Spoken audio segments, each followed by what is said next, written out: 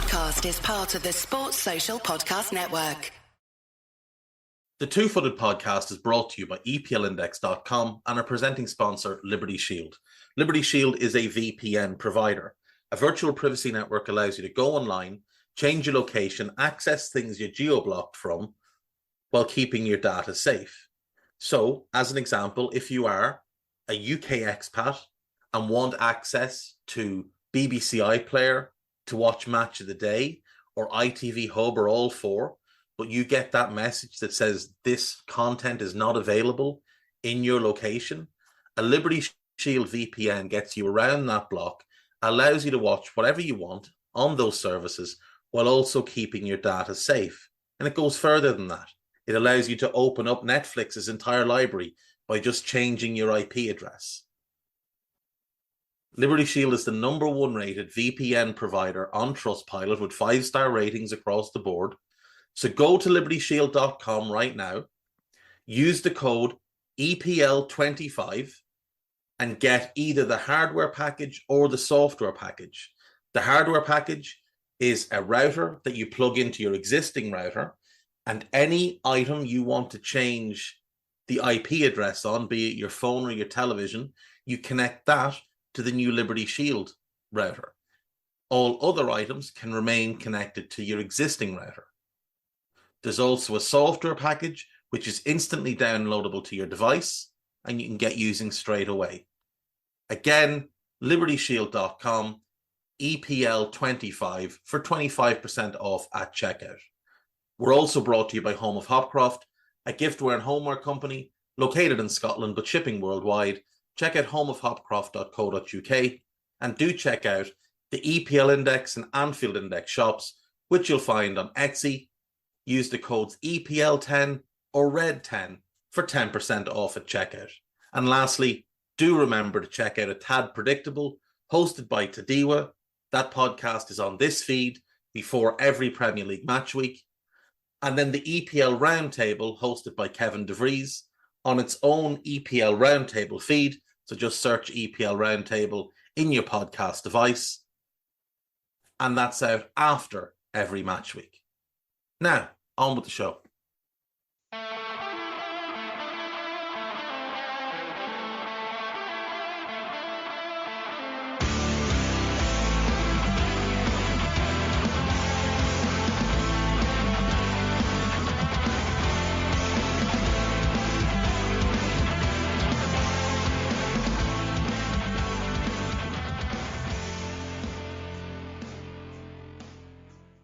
What's good, boys and girls? Two-Footed Podcast. Today is Thursday. It is the 11th of January. Hope you're all well and having a pleasant day. Right, folks, it is Thursday, so it's Questions Day. We'll get to them, but we have sad news today. Sven-Göran Eriksson has announced that he has terminal cancer and at best has 1 year to live. And as many people who've listened to this podcast for a long time will know, I'm a big fan of Sven. Huge fan of his Lazio team. And it's sad to hear that news. I think Sven is one of the most underrated managers of all time. And there's no recovery to be had here. He's told the story of how his diagnosis came about. And all we can do is wish him well and wish him peace. It will be a sad day when he passes because he brought an awful lot of joy and an awful lot of good to football. Let's go for questions. Rick M., how did you rate Dunga as a DM if he was in his prime? Which clubs could he play for now? Well, he could play for Liverpool. He could definitely play for Liverpool. He would be a very good addition. He had a strange club career. Never quite reached the levels he should have done at the club side. He was just sort of an unfashionable player in a lot of ways. But he was brilliant for Brazil. He was comfortable on the ball, not an adventurous passer, but a clever passer of the ball. Brilliant positionally, read the game at an exceptional level. Great leader, great organizer. I think Dunga could play for most clubs now and be very, very good. Adam GBN, just thinking after the win tonight, maybe worth a discussion. Would Liverpool winning a treble of the Premier League, Europa League, and either League Cup or FA Cup be a bigger achievement than Pep's treble last season, taking into consideration budgets, previous season recruitment, etc.? The honest answer is no. The honest answer is no, because the Champions League is still the Champions League. Now, what I will say is that the Champions League is very, very weak the last couple of seasons. And like this season, it's very hard to see anybody touching City. Bayern are a couple of players short, Real are a couple of players short, and have injuries to three vital players, Alaba, Militao, and Thibaut Courtois. PSG are badly managed. There's nobody really that looks like a real threat to City. If City don't win it this year, it will be because they have messed up somewhere. It's not because there's a better team out there capable of beating them. Last season was the same. Like, City were just head and shoulders above the rest. And it's not... I don't think last season's City team is a patch on the team they had from 2017 to 2019. I think that City team, with the De Bruyne, Fernandinho, Silva midfield, the Sterling, Aguero, Sané front three, I think that team was considerably better than the current team. Now, you could make an argument maybe that the current team has a better back four. Walker was certainly better 17 to 19 than he is now. If you're taking centre-backs, despite the fact he was past his best, you're still taking company with Diaz. But you're definitely taking Aki as the left-back. Rodri or Fernandinho? Very, very different. Rodri's the better player, but Fernandinho was incredibly effective for them. But I'm taking that version of KDB versus last season's version. I'm taking David Silva 17 to 19 over Bernardo, and I love Bernardo. I'm taking that version of Silva over Gundo, and I love Gundo. Sterling over any of the wide players that were at City last year. Sané over any of the wide players that were there last year. Aguero or Haaland. Haaland scores more goals. I still think I'd rather have Aguero, but Haaland with Sané playing that way and that version of De Bruyne, Haaland would have scored. He would have scored even more. I think that team was scarier, though. Like, I think you went into games against that team hoping not to get hammered, regardless of who you were. The only team that came anywhere close to them in those 2 years was Liverpool. And Liverpool obviously won a European Cup in that span. But I think winning the treble with the Champions League is still, it's like we've only seen it done twice by an English team. Bayern have obviously done it. It's just such a rarity. Now, winning the Premier League and Europa League in the same season is very, very difficult because of the Thursday-Sunday thing. I think if Liverpool won the quadruple with the Europa League, both domestic cups and the Premier League, then I think that's certainly a discussion to have. Because no one's done that. And yes, it would be more impressive with a Champions League rather than the Europa League. But I still feel like the Champions League plus the EFL, or the Europa League plus the EFL Cup, on top of the Premier League and FA Cup, that's a discussion. If Liverpool won the quadruple this year, I think that's a discussion. And when we look at, you said bigger achievement, considering budgets, previous seasons, recruitment, etc., then I would say yes. I would say for Jurgen Klopp to win a quadruple of Premier League, Europa League, EFL Cup and FA Cup with Liverpool is a bigger achievement than winning the treble with Manchester City, given the finances, given, well, the industrial level cheating that we know has taken place at City. That would be a bigger achievement. I just can't get there on a treble without the Champions League.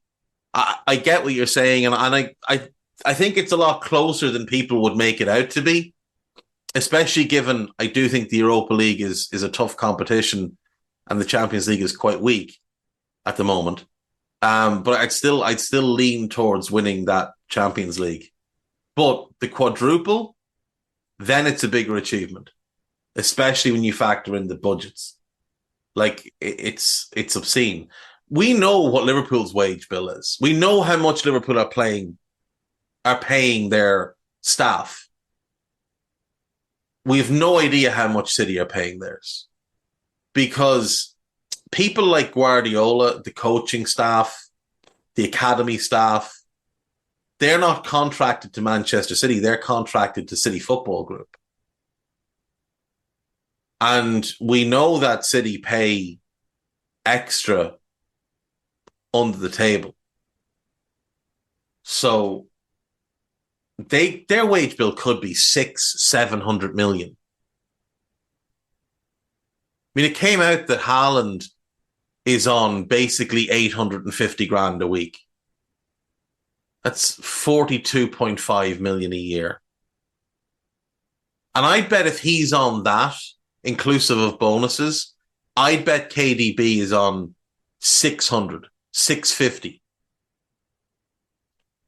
And there'll be others on immense amounts like that as well, getting paid a wage by City, which they declare, and then getting paid bonuses in other ways, either through City Football Group or through some Abu Dhabi snowmobile rental company for which they act as the CEO. Zicinho, could you make a possible 11 of notable players who wore the wrong squad number for their position? Ideally, it would be egregiously ill-suited, e.g. Kante in the number 7, but will accept irritating discrepancies. Fabinho in a 3. We'll also accept goalkeepers not wearing number 1. Academy numbers don't count. Well, Jorge Campos, the Mexican goalkeeper, used to wear number 9. So he's in. William Gallas wore number 10.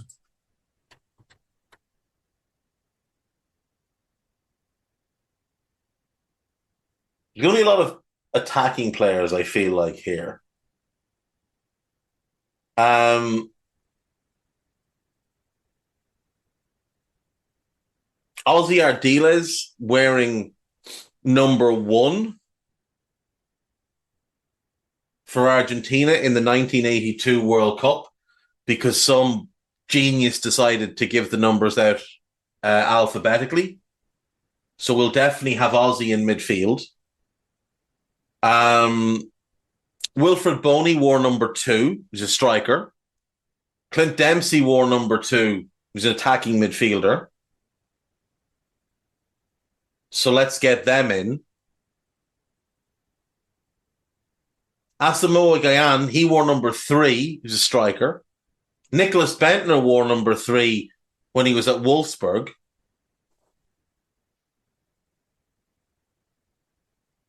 Nwankwo Kanu and Emmanuel Adebayor both wore number 4 at different points.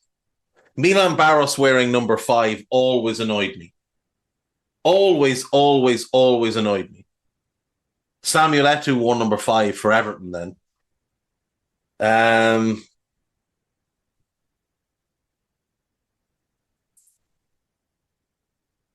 Let's see. Ivan Zamorano 1+8. Can we have that?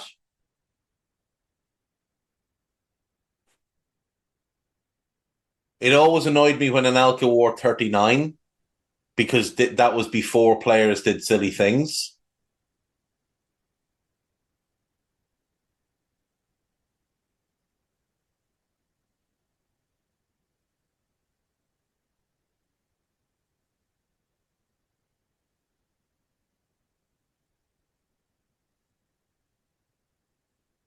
Shevchenko wore 76 in his second spell at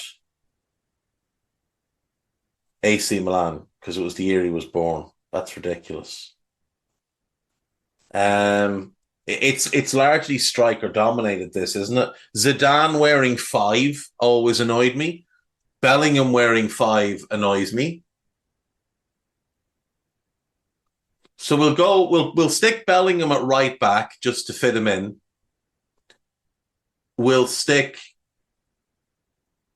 Gallas as centre back. We're going to put Nicholas Bentner next to him, where 3 is less ridiculous, but still ridiculous. Actually, we'll put Fabinho next to him.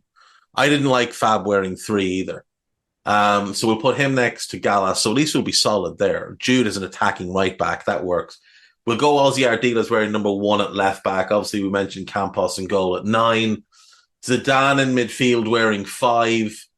Ivan Zamorano's getting in for 1+8 because that is just stupidity.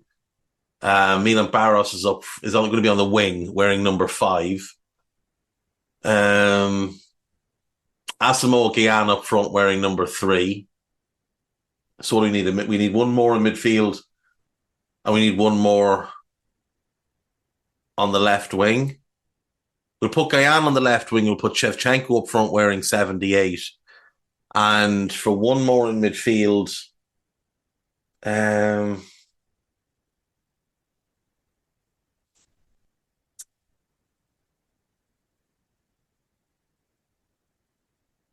Dempsey. Clint Dempsey. That'll do. Number 2. So there we go.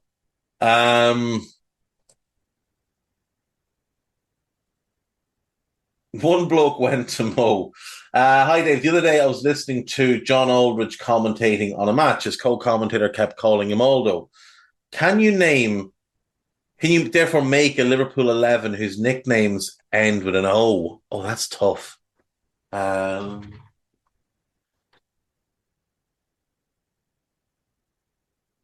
Okay. Well, Hendo would have to be in there.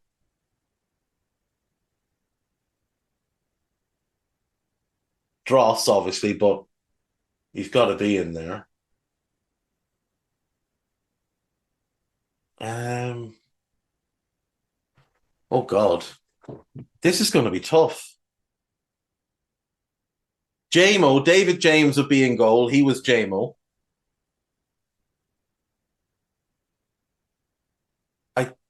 Defensively,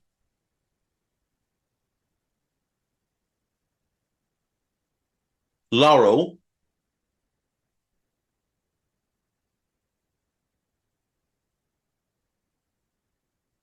I'm trying to rattle through right backs here. And unless Steve Finnan was Finno, which is possible, we'll stick him in anyway, because he'd be Finno if he was from where I'm from. Finno, Laurel, left backs. I don't think Stigo or Bjorno would work. Let's see. Nickel, no. Would Kennedy have been Keno? No, he wasn't. He was Barney Rubble. So not him.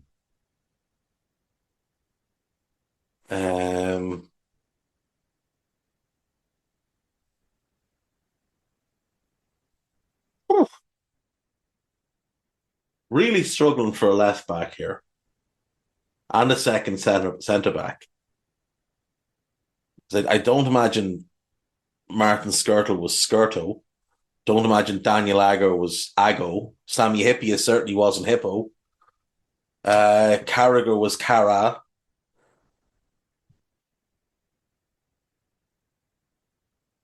Obviously not Verge. Not Matip. Could I just go with Joe and knock the E off? I might need him at left back as well. I'm struggling with left back. And Robbo at left back. What am I thinking? Robbo at left back, obviously. The most obvious one of all. Okay, Robbo at left back. Centre back. Um,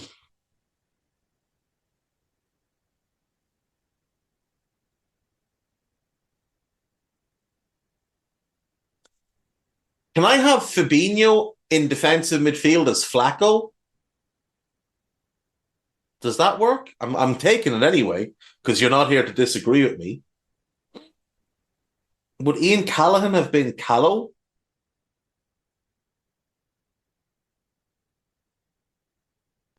I think I'm just going to go with it anyway because there's no one here to disagree with me. Um, I'm going with Mo, by the way, on the right wing. Um,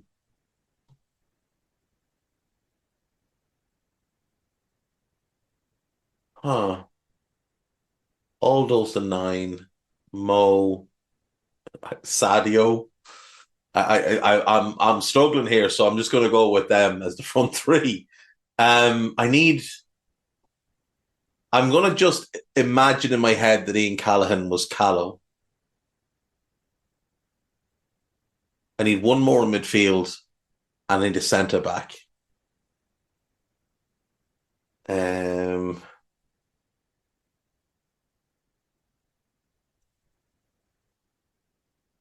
hmm.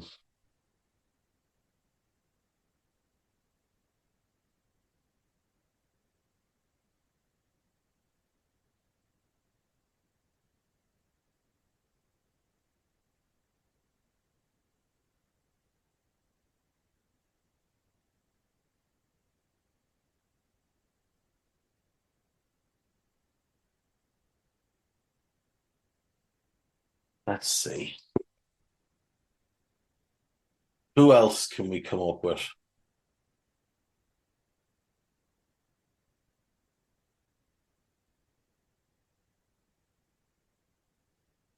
Steve Nicol had a couple of nicknames.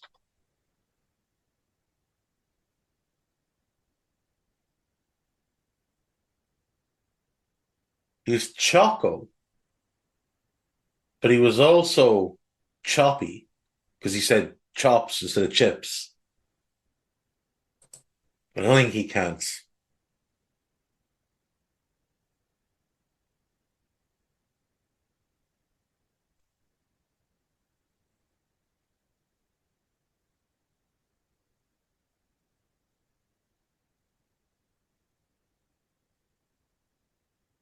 Michael Owen was Mo as well. Nando. So can I stick Torres in as well? Yeah, I'm going to stick Torres in. So I'm going to have Aldo and Nando up front.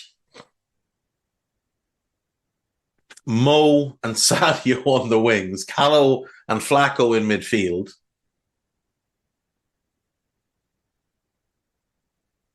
Fino, Loro, someone, and Robbo. And then JMO and goal.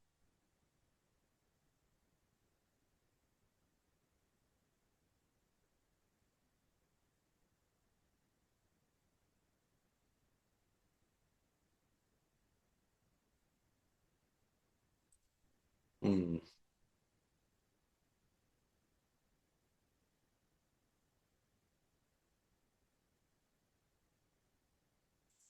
According to multiple websites, Steve Nicol also went by Chico. So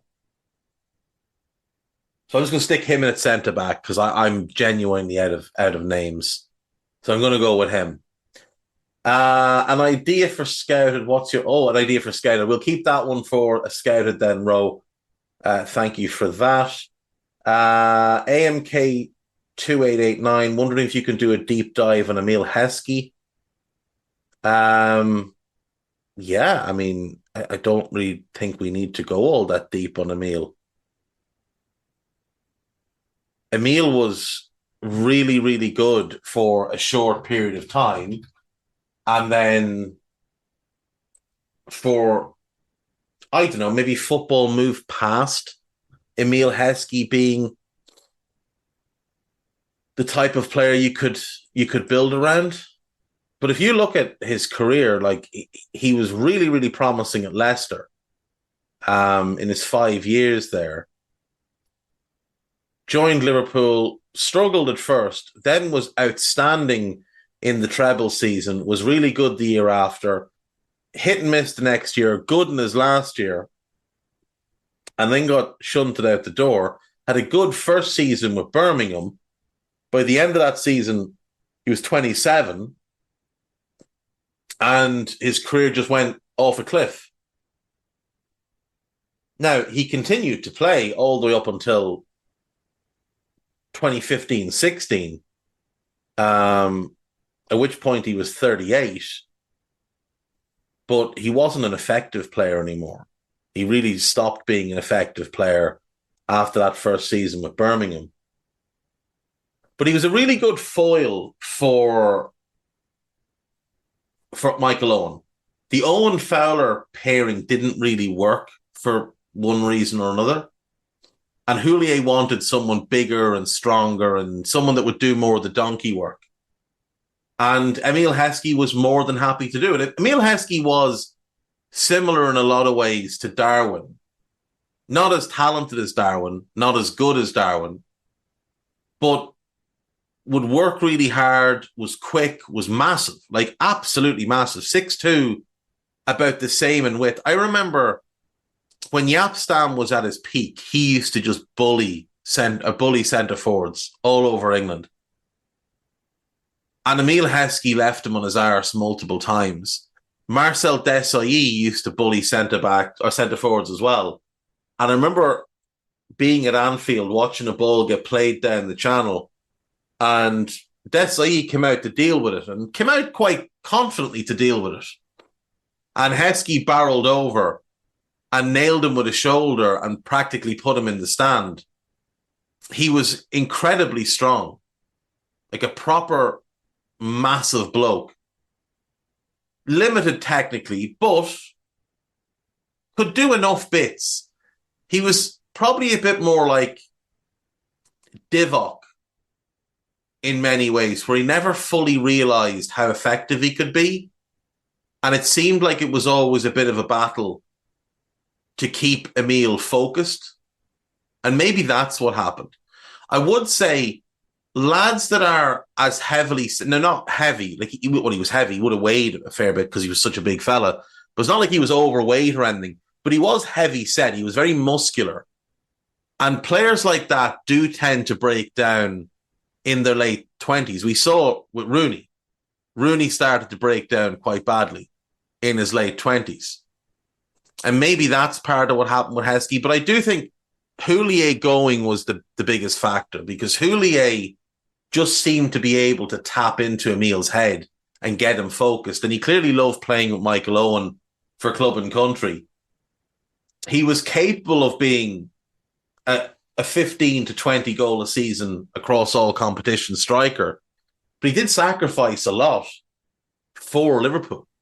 He sacrificed for the good of the team. He chased the lost causes. He worked the channels.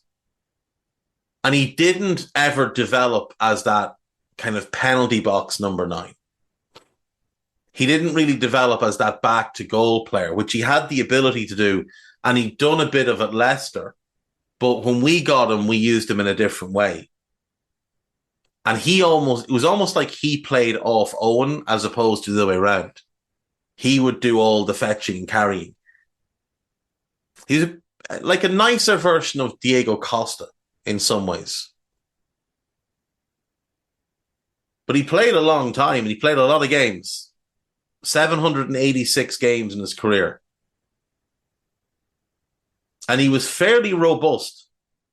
Like you look at from 95, 96 when he breaks into the Leicester team, plays 35 games. And then he goes 47, 39, 40, 35. 35 at Leicester, 12 at Liverpool in the same season. So 47 games that year. Then 56, 56, 52, 47. 38, 40 for Birmingham. 36, 30, and 22 for Wigan. But he left Wigan mid-season and went to Villa. He played 14 games. He played 36 games that year.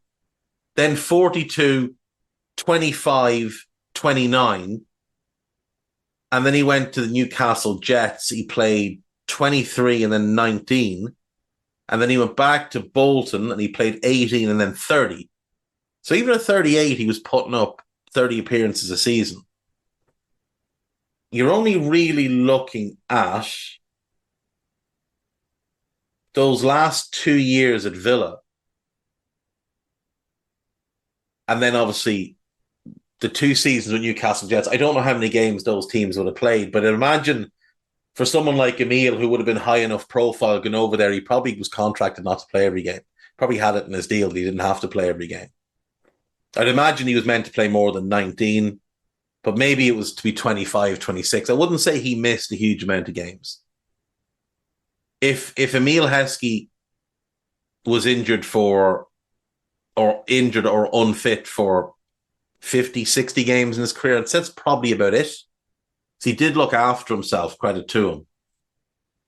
And he always seemed like a really nice guy. I met him once, and he was a really nice guy. I don't know much about what he's up to these days.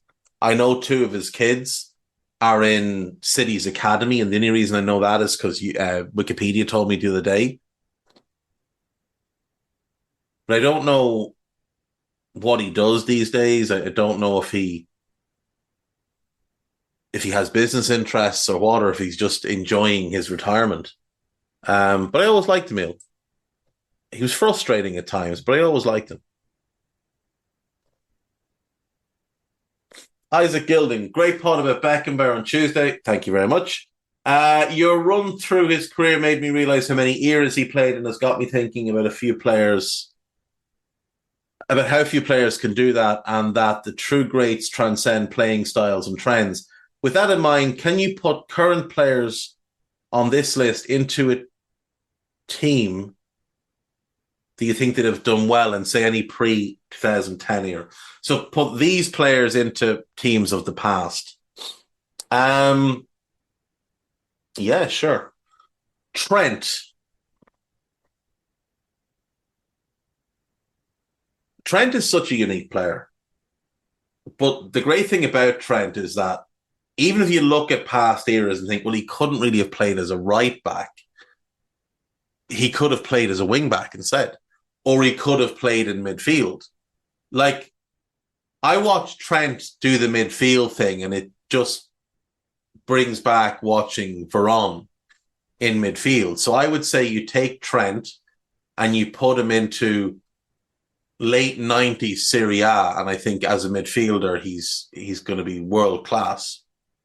So let's put him into the Juve team.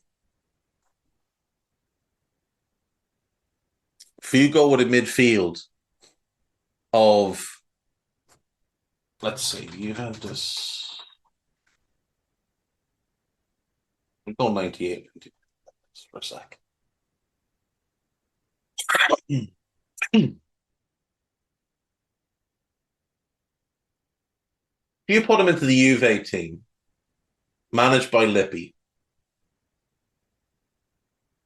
Peruzzi in goal, you're going to have Ferrara and Montero in defence. Marculiano will play one side, and we can mix and match the other side. Pissotto would be the left back. Then in midfield, Didier Deschamps sitting in as the holding midfielder. Edgar Davids in a box-to-box role. Zidane as the 10. Wouldn't Trent as the 4th piece of a diamond midfield make a ton of sense? I know it means leaving Antonio Conte, who was club captain, out of the team, but I mean, imagine what Trent would add to that team. And then you've got Del Piero and Inzaghi in attack. I think he'd have fit brilliantly into that team. I think you can look back at some of the German teams from the mid-90s playing a back 3 with wing backs, and Trent would fit really, really well into those as well. Or with his crossing ability, I mean, could you put him in the Saki Milan teams as the right winger over Donadoni? Or over Colombo, depending on which side you want to play.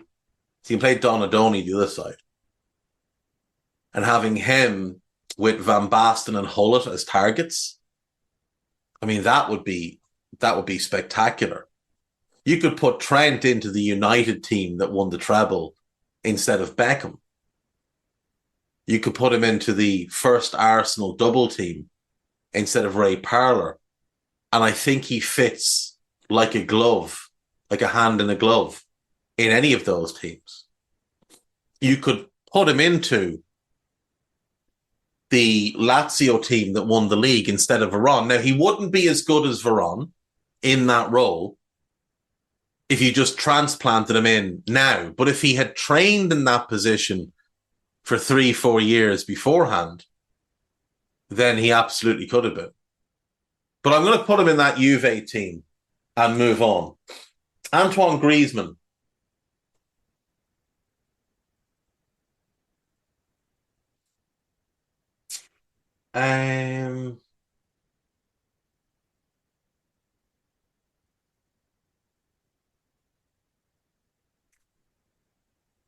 Best fit for Griezmann. I mean, he started off his career playing wide. I'm wondering, would that Freddie Ljungberg role in the Arsenal Invincible team have worked for him? I don't know that. Freddie was really, really good and he was really unselfish. I don't know if Griezmann would be comfortable playing such a secondary role, like being the fourth option in attack. You know where he would have been great is United in the treble team, but we'll avoid that one for now.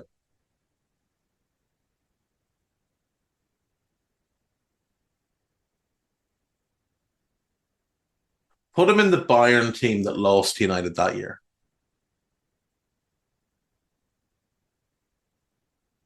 Put him in that Bayern team. Playing as a second striker with the ability to drop off. I think he would have been special. He's a special player anyway, but in that team, I think that would have worked. You could put him into...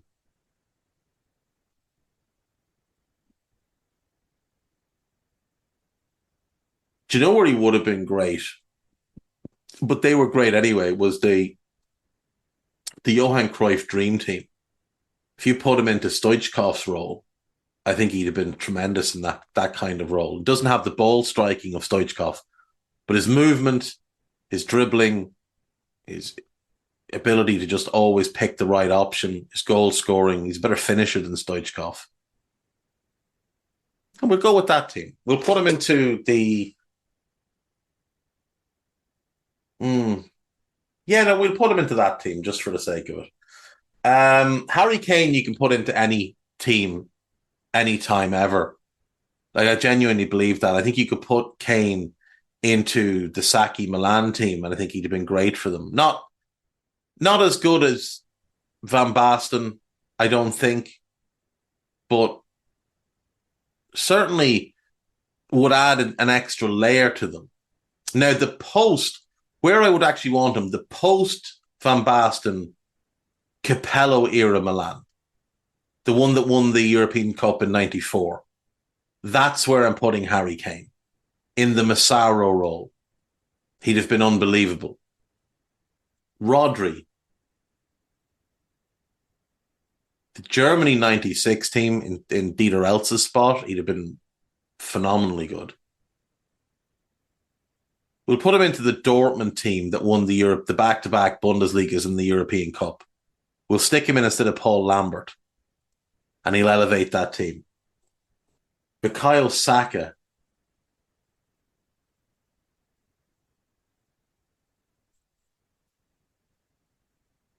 Saka in that Arsenal Invincible team, actually. Saka in that Ljungberg role would be incredible. So we'll stick him there. Kvicha. I'm tempted to go back to that Barcelona dream team. Like Michael Laudrup, as everybody knows, is my favorite player of all time. One of the reasons I love Kvicha is because he reminds me so much of Laudrup. Put him into that team in Laudrup's spot. But then if we're looking to amplify the team and improve them, that doesn't do that.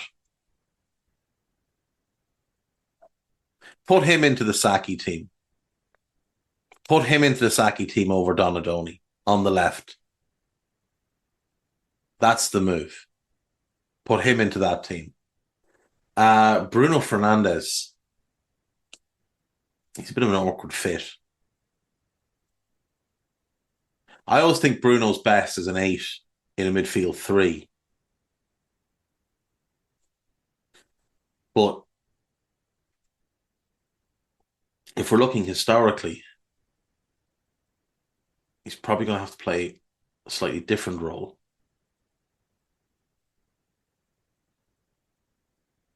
You could look at... No, that wouldn't work.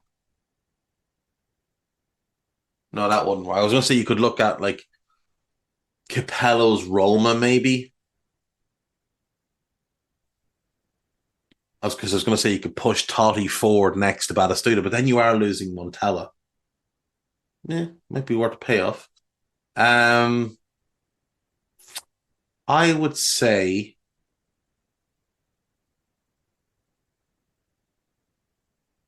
if I could go internationally here, the 86 German team, I think he'd be a really good fit into that.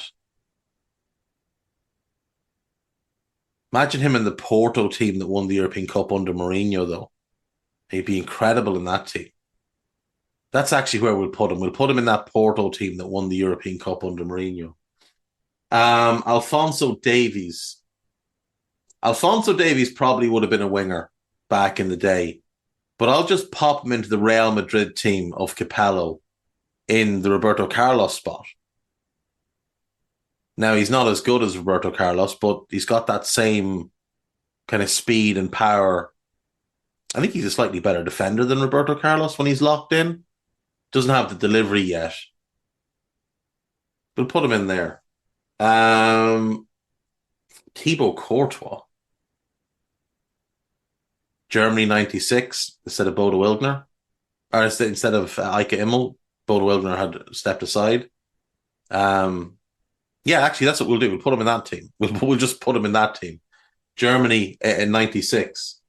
Emi Martinez. The ultimate shithouse.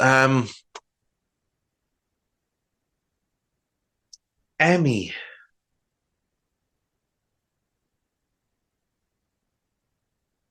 Arsenal's Invincibles. With Saka. Over Lehman. Tempting for certain. Yeah, we'll go there. We'll just go there. Chris Colby, what current or former footballer's career would you want to personally enjoy from a travel perspective? I hadn't realised the tour of Italy that was Christian Vieri's career. Florian Radicchioiu was always one. He had quite the career. So Dino Bucharest, Bari, Hellas Verona, Brescia, Milan, then Espanyol, so the city of Barcelona, then West Ham, so the city of London, then Espanyol again, then Stuttgart, then Brescia again, then back to Dinamo, then to Monaco, and then to Créteil. Now, I don't know who or what they are. Let's see. Créteil. Oh, it's the suburb of. It's a suburb. It's in the city of Créteil, which is a suburb of Paris. So starting off in Romania, which is a fascinating country, then getting to do a little tour of Italy for 4 years, then living in Barcelona, London, Stuttgart, back to Italy for a couple of years, back briefly to Romania, then Monaco, and then Paris. I'm taking that. I'm taking Florian Raducanu. I think that's got pretty much everything you want. That's it. I should have taken a break. So, as you're listening to this, there will already have been a break. So, apologies for that. I missed my prompt on that one. When we come back, just the news and the gossip. See you in a sec.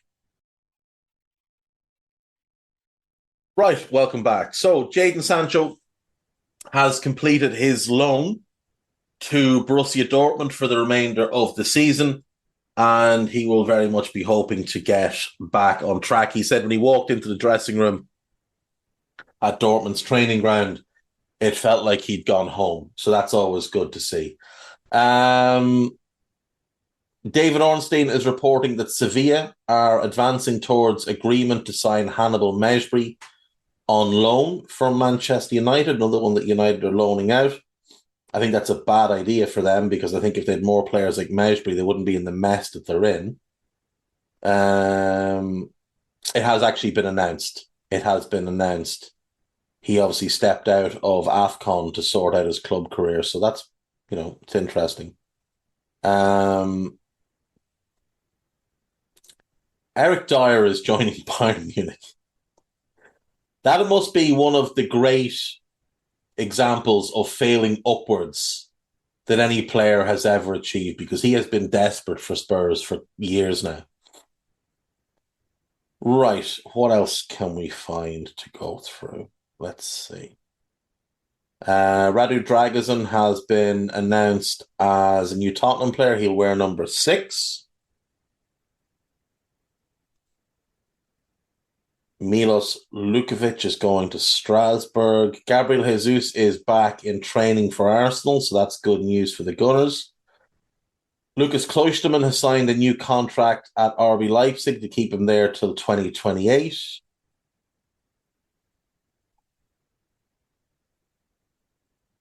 David Datro Fofana has been recalled off his loan and is going to be loaned out again.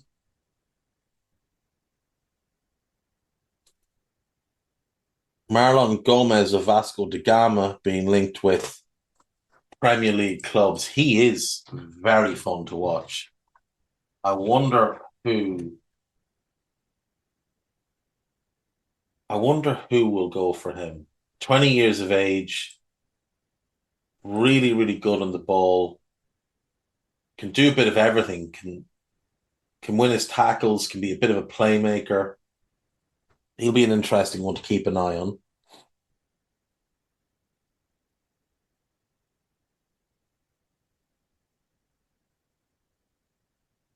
Tuchel confirms he wanted Eric Dyer.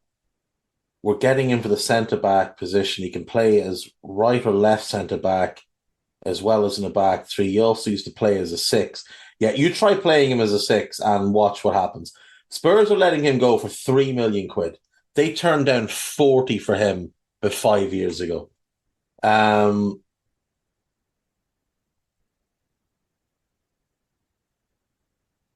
Arsenal are not in a rush to get Arteta signed to a new contract. All parties are relaxed. Yeah, I wouldn't be in too much of a rush to get him signed to a new contract either now, to be totally honest. Jed Spence has undergone his medicals. He will be a new Genoa player on loan, and Genoa will have an option to buy in the summer. That could be a really exciting move for him. Napoli are preparing documents to get Matteo Politano's contract extension sealed. Radu Krunic is away to Fenerbahce, leaving AC Milan. Shakhtar Donetsk have agreed a deal to sign Kevin from Palmieri's, 15 million euros. He's decent. He's decent. I'd be surprised if he becomes a big star, but he is a decent player for sure. Right, we'll just get through the gossip, and that will be us for today. I don't think there is anything else. The Sven news is the biggest news, and that's not something I really want to spend too much time thinking about because it's very, very sad news. Real Madrid are assessing the prospect of signing Erling Haaland because of concerns about whether Kylian Mbappe will leave Paris Saint-Germain to join them. Jadon Sancho. Conor Gallagher remains top of Tottenham's list as Spurs look to bring in a midfielder. I just don't believe that that's true. I don't believe Conor Gallagher is top of their list. I don't see how Conor Gallagher gets in the Spurs team. He's not getting in instead of Basuma. He's not getting in instead of Maddison. And I'd much rather have Pape Matar Sarr as the in-between than Conor Gallagher. It doesn't really make sense. Newcastle have been told that Dominic Solanke will not be sold this month after making an inquiry for the 26-year-old. Bayern Munich are in talks in Eric Dyer, yada yada. It is funny that they tried to sign Dragozan, lost out on him to Spurs, and then signed Eric Dyer from Spurs. Talk about getting slapped in the face twice. Arsenal have made a £22 million bid for 26-year-old Getafe striker Borja Mayoral. I would love that to be true. I doubt that it is. I think he's very average, to be totally honest. Manchester United forward Anthony Martial has turned down approaches from Fenerbahce, Marseille, and a Saudi Pro League team, with the 28-year-old set to stay at United until his contract expires in the summer. Wants to move as a free agent, obviously. Manchester United have offered Facundo Pellistri in a swap deal for Sporting midfielder Martin Hjulmand, but the bid has been rejected because Hjulmand has a 69 million release clause. I don't believe that story to be true. He is a good player, though. I do think Hjulmand is a good player. And would probably help United, but I think his release clause is higher than that. West Ham are weighing up moves for Steven Bergwijn and Jack Clark as they look to sign one attacking player in January. The Hammers have ruled out a move for Jesse Lingard. I did see Jesse Lingard put a picture up on his Instagram. Jesse Lingard Instagram.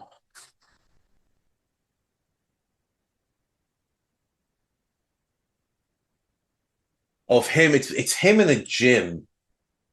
You know, these pictures that players who aren't playing anymore and people are questioning whether they actually care about the game.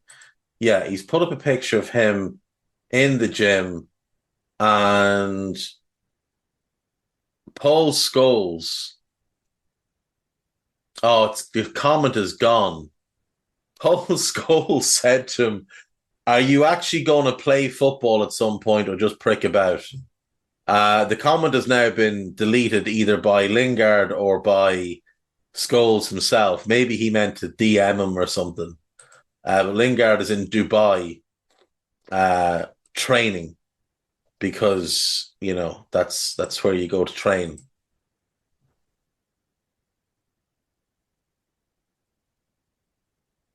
Brentford and Crystal Palace are also interested in signing Jack Clark. Be fun at Palace. He would be fun at Palace. Brentford have enough wingers. Brighton have joined the race for Serbian attacking midfielder Lazar Samrzic, with Napoli having agreed a deal. He's a really good player. I assume he'll go to Napoli. Wolves are not under pressure to sell Max Kilman. That's good for them because they would be screwed without him. Wolves have made a move for Che Adams. I don't really like that for them. Spanish club Sevilla are favourites to sign Hannibal Mejbri. Yeah, that's fine. Napoli could make a move for Jakub Kivor or Malang Sarr as they look to bring in a centre. Napoli are down bad right now. Uruguay defender Ronald Arejo says he's focused on Barcelona amid links to Bayern Munich, and that's it, folks. That's all we have today. Back tomorrow. We obviously have a bit of a strange weekend coming up in the Premier League, where half the teams are not playing. So we have 5 games in the league this weekend. So we'll have to figure out something else to do to fill some time for tomorrow. Unless me and Guy just decide to go on tangents. I'm sure there's a couple of nice Sean Dyche tangents we could go on. Maybe a United tangent we could go on. A Burnley tangent. Yeah, no, we'll find. We'll find a way to fill an hour tomorrow. I'll see you then. Bye-bye.